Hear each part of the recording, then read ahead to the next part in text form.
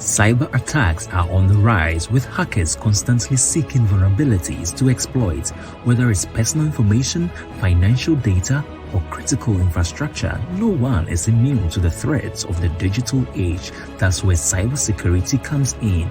Grayself IT Solutions can help you develop a career in cybersecurity and in six figures without necessarily having any technical background. Join us as we journey through this path together on our YouTube channel, Grayself IT Solutions. For more information, contact +1571 365 1251.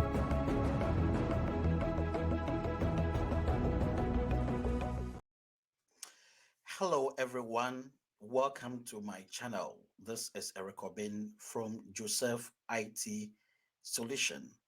Today is another day. We are continuing with our steps on how to pass the Cgrc exams. From our previous videos, we spoke about the first, the second, and today is the third step.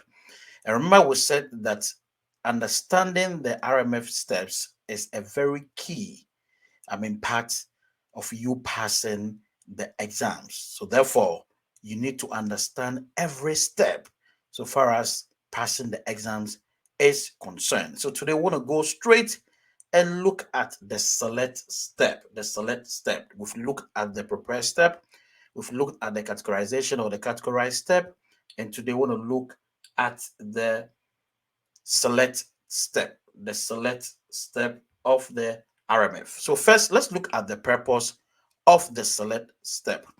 Now, the purpose of the select step is to select, tailor, and document the controls necessary to protect the information system and organization commensurate with risks to organizational operations and assets, individuals, other organizations, and the nation.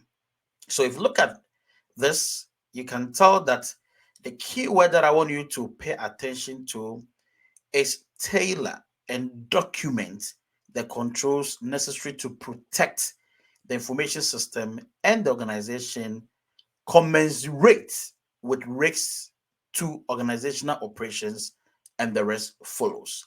Now, we see words like tailor, which we'll look at it in the subsequent slides, and we also see words like commensurate with risks to organizational operations. These are very important, and we'll look at it further in the next or subsequent slides. Now, when we talk about security controls, what are security controls?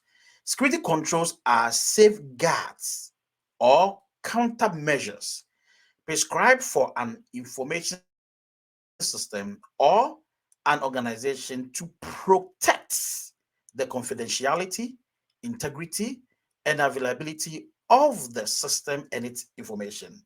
Remember, in our previous video, we spoke about what confidentiality is, meaning to restrict people or protecting information from people who are not supposed to, look at it or to say it. Then when it comes to integrity, not to modify, it's a measure put in place to make sure that information are not altered or modified. And when it comes to availability, that is readily access to information when needed. So we are saying that these security controls are put in place to serve as a measure or to safeguard or protect it, if you may put it that way. So this is what security controls are. Now, the question we want to ask ourselves is that why are organizations required to select security controls? Why the need for security controls? One may ask. Organizations are required to adequately mitigate risks arising from the use of information and information systems in the executing of mission and business functions. Mitigate risks. Now, risks is something that you cannot eliminate. You cannot never eliminate risks. Therefore, when it comes to risk treatment, you either mitigate it. Now, to mitigate means to reduce the risk to an acceptable level where you can handle it. So risks, you cannot eliminate it, but you can either mitigate it, you can either transfer it, you can either accept it or avoid it. These are the four treatments when it comes to risks, handling or dealing with risks. Now let's continue. Now, a significant challenge for organizations is to be able to determine the appropriate set of security controls, which when implemented will be efficient and cost effective to mitigate risks while complying with security requirements and federal laws. That is the issue. Because as for risks, as we said, you cannot eliminate it. As for threats, you can never eliminate threats, because as day goes by, there's always new development when it comes to threats. As for threats, there's nothing you can do about it. But then the issue is that you have to find a way of dealing with the risks and also making it acceptable. Whichever way you want to treat it, you have to find a way of dealing with it. We'll look at all these things in the subsequent videos. Now, let's continue. Security controls are selected based on security categorization of the information system and requirements of the organization's specific environment of operation. Selecting the appropriate set of security controls helps to achieve the objective of conducting the day-to-day operations of the organization and accomplishing the organization's stated missions and business. Now, if you look at this statement, then what I want you to look at it is the word security categorization. And this is based on that. Remember, we said that when it comes to security, categorization, it's a way of sorting it, sorting the system as regards to whether it is going to have high impact, moderate impact, or low impact. So what this statement is saying is that after the categorization is done, the results would help us, or would help to determine what type of security controls that needs to be selected to be implemented for the system. So what we're trying to say is that everything that has to do with selecting of controls has a strong bearing on the security categorization, because the results of the categorization will determine what you need to do, whether the controls that you need to select is going to be based on high impact, low impact, or moderate impact. For instance, after your categorization, when you realize that your system has a high impact, then the security controls you will be selected will be different when it comes to when it is moderate or low. So what this statement is trying to say is that selecting of security controls is based on the results of the categorization. Therefore, as we said the other time, careful must be made when you are categorizing your system. It's very, very important, because it has a strong bearing on the controls that you will select to implement. Now, let's look at the tax involved. Now, if you look at the 37 Rev 2, these are the tasks that are involved in the selection step. We have 6 of them. The first task is control selection. Control selection. That is where we select the controls. Now, the selection of the controls is based on 2 things. You base it on the control baseline.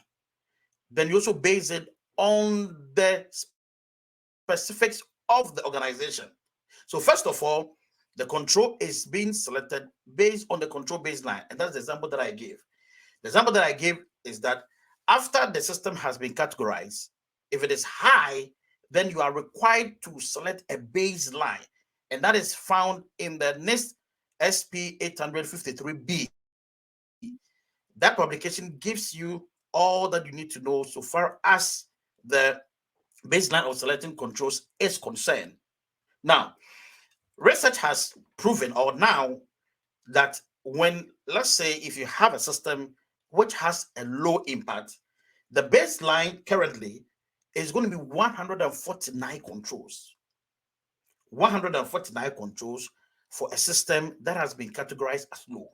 Now, when it comes to the moderate, for moderate system, the controls for the baseline is 287. Now, when you look at the high, for a system that has been categorized as a high system, the selection of the baseline, just the baseline, is 370 controls. And this is by law. This is what the law is saying. So the law is saying that when you have a system that has an impact being high, these are the controls that you need to select. However, now if you look at the second tax, it says control tailoring. Control tailoring. Now that is where you have to tailor. The word tailor means to adjust. Because just imagine you have so much control. For example, talking about 149, that's the minimum for a low. And looking at moderate, 287. However, based on this, you have to tailor. Now, let's look at what tailoring is, and I will come back and explain that. Tailoring means is the process by which security controls baselines are modified or adjusted, if we put it this way, by identifying and designating common controls, applying scoping considerations, selecting compensating controls, assigning supplementing baselines with additional controls or control enhancement, and providing additional specification information for control implementation. So all this is trying to say is that after your baseline had been selected, now you tailor it, you adjust it. Now, there are certain factors that goes into the tailoring, or if you want to put it, adjusting of the selected baseline controls. One of them is based on the mission or business functions. You have to think about the business and the mission function of your system, or what your system is coming to serve, the purpose of your system. So you adjust it according to it. Now, there's another factor you have to look at is threats, the possibility. That is why when it comes to selecting of controls, risk assessment in the tier 1, tier 2, and the tier 3 are very, very important. And that is why preparation stage was included in the Ref 2 of the 37. So the 37 Ref 2 included much about the preparation, where majority of this risk assessment needs to be taking place, needs to be adjusted, needs to be taken into consideration. It's very important. So you don't just go ahead and just tailor it, but you tailor it looking at so many things. The possibility of any threat, uncertainty, factor when it comes to risk assessment. That's inadequate knowledge about any threat, any outcome. It can be any form of any disaster. There are so many things that goes into tailoring of the controls. So threats, security and privacy risks, including supply chain risks, type of the system, and risk tolerance. The risks that the organization is able to tolerate. So the factor that goes into place in tailoring is one, mission and business functions, threat, security and privacy risks, including supply chain risks, type of system, or risk tolerance. Now, let's go back again. Now that we've understood what tailoring is, now the next thing is control allocation. Now, these are very important. Now, you allocate it, meaning you put it, have it in mind the system architecture. So you selected it, the baseline, you tailor it, you allocate, which means you put it in place, having in mind the architecture of the system. Now, the next thing is to document of plan control implementation. You come to continuous monitoring strategy, plan review, and approval. So these are the tasks involved. Now, for the sake of the exams, you have to bear in mind the primary responsibilities, the stakeholders involved in any of these tasks. So if you look at the control selection, now the stakeholders involved here are the system owner and the common control provider. The common control provider, because of the control tailoring, because some of the controls you have to inherit. It depends on so many things, but you have to inherit some of the controls. So if you have to inherit some of the controls, then you cannot get rid of the common control provider. Now, the next one is control tailoring, still the common control provider and the system owner.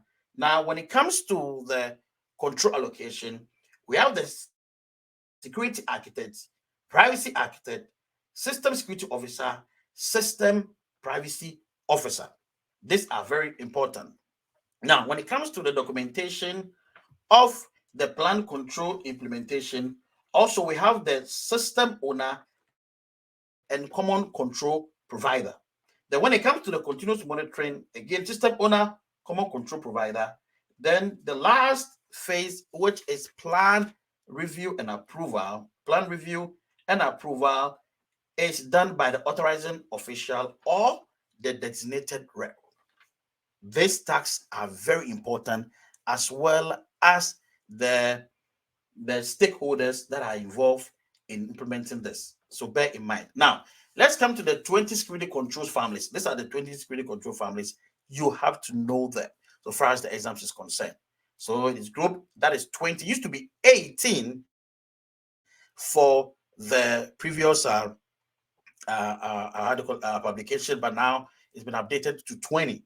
So 20. Now the new one that have been added to it is the PT, that is the PII, processing and transparency, as well as the supply chain risk management. These are the two things that have been added. It used to be 18, but now 20. So you have to know all these things. These things are very important. Now you come to the three types of the controls. You have the common controls that is used throughout an organization, or it's also called inherited controls. So common controls or inherited controls, this is must know. Then we have the system specific to an application or device. Then the hybrid stands between the common control, then the system specific. This is also very important. Now let's look at the classes of controls. We have the technical, and these are the controls that you need to know. So we have the technical, and the list is there. That's access control, audit and accountability, identification and authentication, system and communications protection. Then we have operations. So technical, operations and management. And you have to know which controls falls under any of them. Now the operations, these are the controls: awareness and training, configuration management, contingency planning, incident response, maintenance, media protection, personal security, physical and environmental protection, system and information integrity. Now, when it comes to the management, we have the security assessment and authorization, planning, risk assessment, system and service acquisition, and program management. These are the classes that you need to know. Very, very important. Now, just the summary, and we'll end. Now, you have to know the publications. So the publications used for the selects. So we have the NIST 53,